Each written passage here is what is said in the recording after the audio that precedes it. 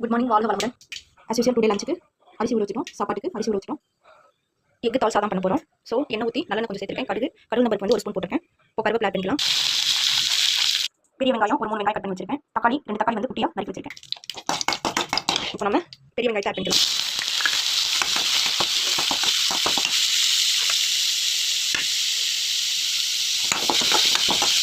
பெரிய வெங்காயம் ப்ரௌன் கலரில் வர வரைக்கும் நம்ம நல்லா வதக்கிக்கலாம்.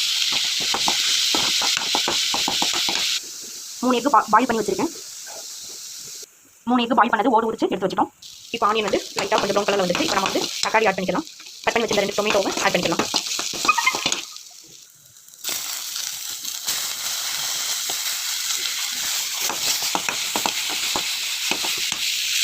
தக்காளி வதக்கிக்கலாம். கொஞ்சம் உப்பு ஆட் பண்ணிக்கலாம்.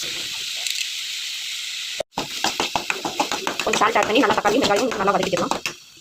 தக்காளி நல்லா வதங்கிடுச்சு. இப்போ நம்ம தேவையான அளவு மசாலா சேர்க்க போகிறோம். ஸோ ஃபஸ்ட்டு வந்து மல்லித்தூள் கொஞ்சம், மிளகாத்தூள் கொஞ்சம் சேர்த்து கொஞ்சம் நல்லா கிளறி விட்டுக்கலாம்.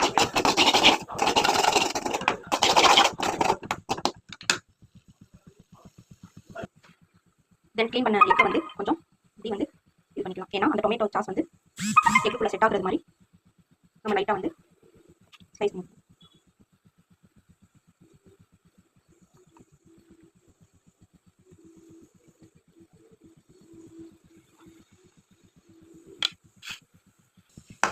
இப்போ கொஞ்சம் தக்காளி வெங்காயம் அந்த மிளகாத்தூள் மல்லித்தூள் நல்லா வதங்கிடுச்சு. இப்போ நம்ம எக்கு சேர்த்துக்கலாம். ஸோ எக்கை சேர்த்து நல்லா கலட்டி விட்டோம்னா இந்த தக்காளி இதெல்லாம் பிடிக்கும். கொஞ்சமாக நம்ம வந்து தண்ணி ஆட் பண்ணிக்கலாம். அப்படின்னா தான் அந்த சாஸ் எல்லாம் நல்லா எக்கில் வந்து செட் ஆகும். கொஞ்சமாக நான் இப்போ வாட்டர் ஆட் பண்ணியிருக்கேன். இப்போ க்ளோஸ் பண்ணி வச்சுட்டு கொஞ்சம் அந்த சாஸ் எல்லாம் எக்கில் வந்து இறங்குற அளவுக்கு ஒரு 2 or 3 minutes நம்ம தட்டு போட்டு மூடி வச்சுக்கலாம். தென் நம்ம கொஞ்சமாக தேங்காய் வந்து அரைச்சிக்கலாம். ஸோ நான் கொஞ்சம் தேங்காய் எடுத்துருக்கேன்.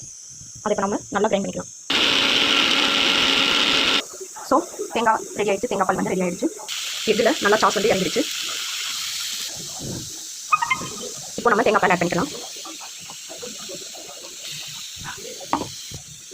தேங்காய் பால் ஆட் பண்ணி கொஞ்சம் வந்து நம்ம கிளறி விட்டுடலாம்.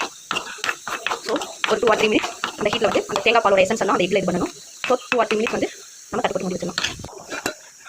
வாவ், நல்லா அந்த ஆயில் நல்லா ஸ்ப்ரெட் ஆகி நம்ம ஃபைன் ஸ்டேஜ் வந்துச்சு. இப்போ மல்லித்தலை ஆட் பண்ணி இறக்கலாம். டேஸ்டான சுவையான தேங்காய் பால் எக் கறி ரெடி.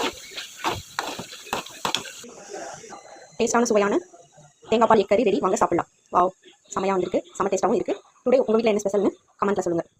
தேங்க்ஸ். பை.